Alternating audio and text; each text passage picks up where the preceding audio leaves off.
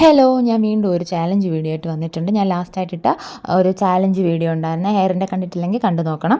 അപ്പോൾ ആ ഒരു ചാലഞ്ച് ചെയ്തതെന്ന് വെച്ചാൽ എൻ്റെ വേറൊരു ഹെയർ കെയർ വീഡിയോയുടെ അടിയിൽ വന്ന് കമൻറ്റ് ബേസ് ചെയ്തിട്ടാണ് ഞാൻ ആ ഒരു ചാലഞ്ച് വീഡിയോ ഇട്ടത്. എൻ്റെ നെയിൽ പോളിഷ് എങ്ങനെയുണ്ട്, അതെൻ്റെ ഒറിജിനൽ നെയിലാണ്. നെയിൽ പോളിഷ് ബ്ലൂ ഹെവൻ്റെ വെറും 20 രൂപയ്ക്ക് ഞാൻ വാങ്ങിച്ചത്, ഓൺലൈനിൽ ഓഫ്ലൈൻ. അപ്പോൾ അതൊക്കെ പോട്ടെ, നമുക്ക് ചാലഞ്ചിലോട്ട് കിടക്കാം. വീഡിയോയിൽ വന്ന കമൻറ്റിൻ്റെ ബേസിൽ ഞാനൊരു ചാലഞ്ച് വീഡിയോ ചെയ്തു. അതിൻ്റെ അടിയിൽ പിന്നെ എനിക്കൊരു കമൻറ്റ് വന്നു. ആ കമൻറ്റിൽ പറഞ്ഞിരിക്കുന്നത് ഇങ്ങനെയൊക്കെയാണ്. എന്താണെന്ന് വെച്ചാൽ, oily hair looking beautiful and Shiny like silver, try full blog going out in oiled braid as A challenge request. വല്ല മനസ്സിലായ?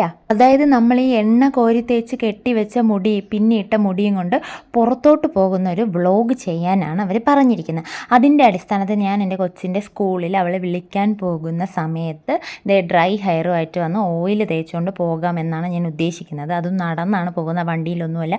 ഞാൻ നടന്നാണ് അവളുടെ സ്കൂൾ വരെ പോകുന്നത്. അപ്പം ഞാൻ ഡ്രൈ ഹെയറിൽ കുറേ ആ എണ്ണ എടുക്കാനാണ് ഞാൻ ആ ഓടിയ ഓട്ടം. ചാലഞ്ചിന് വേണ്ടിയിട്ട് കോരി ഒഴിച്ച് എൻ്റെ കൊച്ചിന് കുളിക്കാൻ വേണ്ടി വാങ്ങിച്ചു വെച്ചിരുന്ന എണ്ണ വരെ തീരാറായി. സംഭവം ഞാൻ വല്ല ആഴ്ചയിൽ ഒരിക്കൽ ഇച്ചിരി ഓയിൽ വല്ലതും തേക്കുള്ളൂ, അല്ലാതെ ഞാൻ ഇതേപോലെ കോരി ഒഴിച്ചൊന്നും തേക്കാറില്ല. അപ്പോൾ നമുക്ക് എന്തായാലും വീഡിയോ ഒന്ന് ഫാസ്റ്റായിട്ടിട്ട് തന്നെ ഫുള്ളായിട്ട് ഹെയറിൽ എണ്ണ തേക്കുന്നത് കാണാം. എന്താ പറയുക, അങ്ങനെ ഞാൻ പിന്നെ വാഷിൻ്റെ കാര്യമൊന്നും ആ കമൻറ്റിൽ ഇല്ലാത്തതുകൊണ്ട് തന്നെ ഞാൻ വാഷിങ്ങിലോട്ടൊന്നും കടന്നില്ല.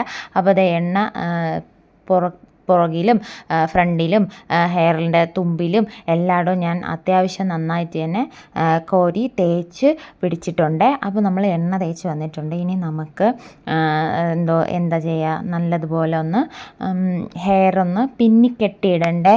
നടുവിൽ നിന്ന് തന്നെ ഞാൻ 2 പാർട്ടീഷനായിട്ട് ഒരു വകുപ്പ് എടുക്കുമല്ലോ, നമ്മുടെ നടുക്ക് സെൻറ്റർ വകുപ്പ്, അതെടുത്ത് എല്ലാ മുടിയും കൂടെ ബാക്കിലോട്ട് പിടിച്ച് വെച്ചിട്ട് പിന്നിടാൻ പോകണം. അപ്പോൾ ഞാൻ തിരിഞ്ഞിട്ട് ഇതേപോലെ ഈക്വലായിട്ട് രണ്ട് ഇങ്ങനെ എടുത്തതിന് ശേഷം നമ്മുടെ ഈ പണ്ട് കാലത്ത് പറയില്ല സഞ്ചി പിന്നലെന്ന് പറയില്ല, ആ ഒരു രീതിയിലാണ് പിന്നീട് നമ്മൾ 3 സെക്ഷൻ എടുത്ത് മെടഞ്ഞിടുന്നതല്ല, 2 സെക്ഷൻ എടുത്തിട്ട് 2 സെക്ഷനിൽ നിന്നും കുറേശ്ശെ ഓപ്പോസിറ്റ് സെക്ഷനിലോട്ട് വെച്ച് കൊടുക്കുന്ന രീതിയിലാണ് ഞാൻ പിന്നിടുന്നത്. അത്യാവശ്യം കൈയൊക്കെ കഴുകി നമ്മളിങ്ങനെ പിന്നി പയ്യെ പിന്നി ഇരിക്കുമ്പോഴത്തേക്ക് നമുക്ക് കൈയൊക്കെ വേദന എടുക്കും. അങ്ങനെ ഞാൻ ഒരുവിധം ഓൾമോസ്റ്റ് എൻഡ് വരെ ഒന്ന് പിന്നി ഇട്ടിട്ടുണ്ട്.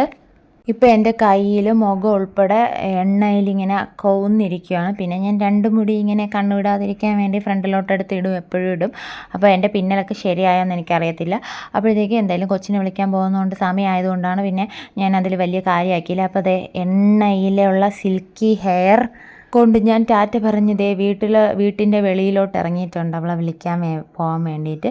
അപ്പോൾ നമുക്ക് എന്തായാലും വഴിയോര കാഴ്ചകളൊക്കെ കാണാം. ചെരുപ്പൊക്കെ ഇട്ട് ഞാൻ വീട്ടിൻ്റെ പുറത്തോട്ട് ഇറങ്ങിയിട്ടുണ്ട് ഗൈസ്. അപ്പോൾ നടന്നാണ് നമ്മൾ പോകുന്നത്.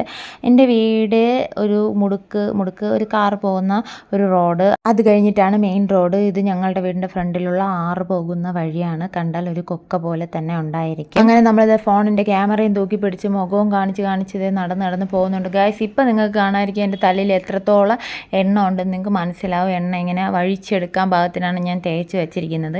എന്നിട്ട് നമ്മളിതേ റോഡെത്തി. അങ്ങനെ നമ്മളിത് മെയിൻ റോഡിൽ കൂടെ സ്കൂളിനകത്തേക്ക് പോയിരിക്കുകയാണ് ഗായ്സ്. എന്നത്തേനേക്കാളും തിരക്ക് ഇന്ന്. സാധാരണ ഇത്ര തിരക്കൊന്നും ഉണ്ടാവില്ല.